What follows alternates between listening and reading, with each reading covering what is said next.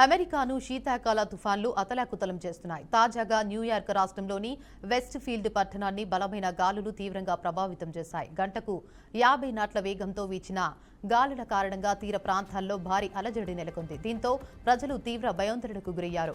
ఎరీ సరస్సుల్లో గాలుల ప్రభావంతో 6 నుంచి 11 అడుగుల ఎత్తులో అలలు ఉవ్వెత్తున ఎగసిపడి ప్రజలను ఒక్కసారిగా భయభ్రాంతులకు గురిచేశాయి. భారీ శబ్దంతో అలలు తీరాన్ని ఢీకొట్టిన దృశ్యాలు నెట్టింట వైరల్ అవుతున్నాయి. ఇక పరిస్థితి తీవ్రతను దృష్టిలో ఉంచుకొని ఆ ప్రాంతంలో అధికారులు హెచ్చరికలు జారీ చేశారు. తుఫాన్లు, గాలివాన, హిమపాతం ప్రమాదాల నేపథ్యంలో ప్రజలు అప్రమత్తంగా ఉండాలని అధికారులు సూచించారు. మేడ్చల్ జిల్లా కీసర మండలంలో విచ్చలవిడిగా బెల్ట్ షాపులు వెలుస్తున్నాయి. మందుబాబులు దర్జాగా మద్యం అధిక ధరలకు విక్రయిస్తూ సొమ్ము చేసుకుంటున్నారు. దాబాలలో మద్యం ఏరులై పారుతున్న ఎక్సైజ్ అధికారులు ఎక్కడా తనిఖీలు చేయడం లేదు. ఇక ఓ పక్క తమ ప్రాంతంలో వైన్స్ వద్దు అని ధర్నాలు చేస్తుంటే ఇక్కడ మాత్రం అవన్నీ బేఖతర్ చేసి దర్జాగా బెల్ట్ షాపులు నడిపిస్తున్నారు. అది సరిపోక ఎలాంటి అనుమతులు లేకుండా డాబా నడిపిస్తూ అమాయకులను ఆకర్షిస్తూ జేబు గుల్ల చేసుకున్నారు. ఇక దీనిపై ప్రభుత్వం స్పందించి బెల్ట్ షాపులు నిర్వహించే వారిపై కఠిన చర్యలు తీసుకోవాలని ప్రజలు కోరుతున్నారు. అనంతపురం జిల్లా ఉరవకొండలో మంత్రి పయ్యావుల కేశవ్ ఆధ్వర్యంలో నూతన సంవత్సర వేడుకలు ఘనంగా జరిగాయి.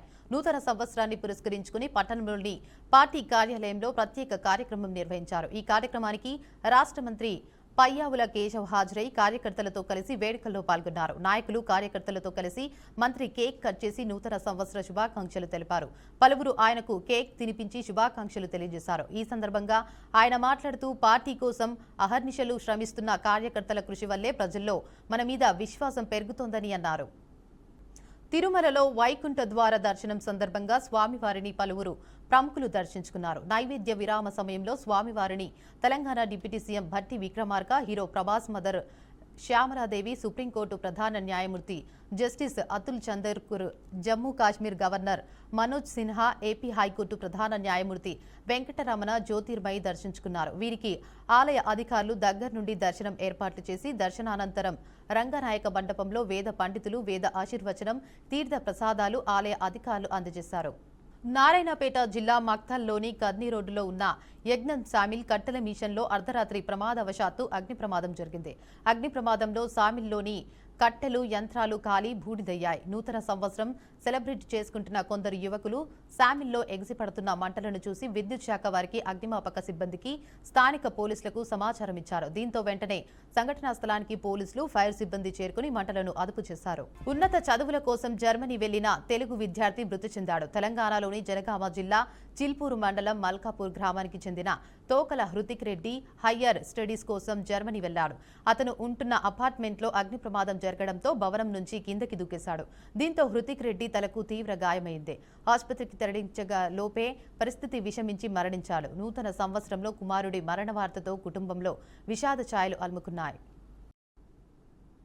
తెలంగాణ ముఖ్యమంత్రి రేవంత్ రెడ్డి అధ్యక్షతన నేడు కాంగ్రెస్ కీలక సమావేశం జరగనుంది.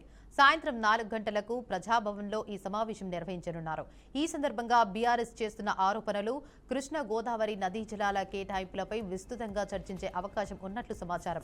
ఇక ఈ సమావేశంలో డిప్యూటీ సీఎం భట్టి విక్రమార్క, మంత్రులు, ఎమ్మెల్యేలు, ఎమ్మెల్సీలు, ఎంపీలు, కార్పొరేషన్ చైర్మన్లతో పాటు పార్టీ సీనియర్ నేతలు హాజరు కానున్నారు. ముఖ్యంగా నీటి కేటాయింపుల సమస్యపై నీటిపారుదల శాఖ మంత్రి Uttam Kumar Reddy PowerPoint presentation ఇవ్వనున్నారు. 2014 నుంచి నేటి వరకు కృష్ణా గోదావరి నదీ జలాల కేటాయింపులు, బీఆర్ఎస్ ప్రభుత్వం హయాంలో జరిగిన ఒప్పందాలపై సీఎం రేవంత్ రెడ్డి నేతలకు అవగాహన కల్పించనున్నారు. ఇక రేపు అసెంబ్లీలో జరగనున్న నీటి కేటాయింపుల చర్చ నేపథ్యంలో మంత్రులు, ఎమ్మెల్యేలకు పూర్తి సమాచారం అందించేందుకు ఈ సమావేశం ఏర్పాటు చేసినట్లు తెలుస్తోంది. అదేవిధంగా పంచాయతీ ఎన్నికల ఫలితాలు, 2 ఏళ్ల ప్రభుత్వ పనితీరుపై కూడా ఈ సమావేశంలో నేతలు సమీక్షించనున్నట్టు పార్టీ వర్గాలు వెల్లడించాయి. సంగారెడ్డి జిల్లా సిగాచి పరిశ్రమలో జరిగిన పేలుడు ఘటనపై దర్యాప్తు వివరాలు, బాధితులకు చెల్లించాల్సిన పరిహారపు వివరాలను సమర్పించాలని రాష్ట్ర ప్రభుత్వానికి హైకోర్టు ఆదేశించింది. ఈ ఘటనలో ఇప్పటి వరకు 54 మంది మృతి చెందగా 8 మంది గల్లంతయ్యారు. మరో 28 మంది తీవ్ర గాయాలతో చికిత్స పొందుతున్నట్లు సమాచారం.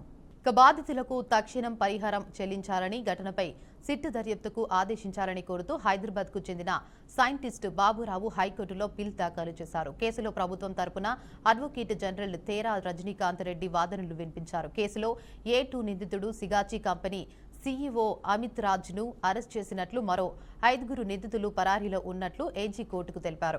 దర్యాప్తు ముగింపు దశలో ఉందని ఏజీ రజనీకాంత్ వెల్లడించారు. బాధితులకు ఇప్పటివరకు 22 కోట్ల రూపాయల నష్టం పరిహారం చెల్లించినట్లు కూడా కోర్టులో సమర్పించారు. బాధిత కుటుంబాలకు కంపెనీ తరపున ఒక్కొక్కరికి 1 కోటి పరిహారం అందజేశామని సిగాచి కంపెనీ తరపు న్యాయవాది కోర్టుకు వివరించినట్లు స్పష్టం చేశారు. నూతన సంవత్సరం వేళ స్విట్జర్లాండ్లో పెను విషాదం చోటు చేసుకుంది. స్కీ రిసార్ట్స్ నగరం క్రాన్స్ మౌంటానాలో ఒక బార్లో న్యూ ఇయర్ వేడుకలు జరుగుతుండగా స్థానిక కాలమానం ప్రకారం అర్ధరాత్రి 1:30 భారీ శబ్దంతో పేలుడు సంభవించింది. ఈ ఘటనలో పదుల సంఖ్యలో ప్రజలు మరణించగా మరికొందరు తీవ్రంగా గాయపడినట్లు అధికారులు తెలిపారు. పేలుడు దాటికి భారీగా మంటలు చెలరేగినట్లు స్థానికులు తెలిపారు. వెంటనే పోలీసులు, రెస్క్యూ టీమ్స్, అగ్నిమాపక సిబ్బంది ఘటనా స్థలికి చేరుకుని సహాయక చర్యలు ప్రారంభించారు. క్షతగాత్రులను సమీప ఆసుపత్రులకు తరలించి చికిత్స అందిస్తున్నట్లు స్థానికులు తెలిపారు. పేలుడు కారణాలు ఇంకా తెలియలేదని, దానిపై దర్యాప్తు కొనసాగుతోందని స్థానిక పోలీసులు వెల్లడించారు. బాధిత కుటుంబాలకు సమాచారం అందించేందుకు ప్రత్యేక హెల్ప్ లైన్ను ఏర్పాటు చేసినట్లు అధికారులు తెలిపారు.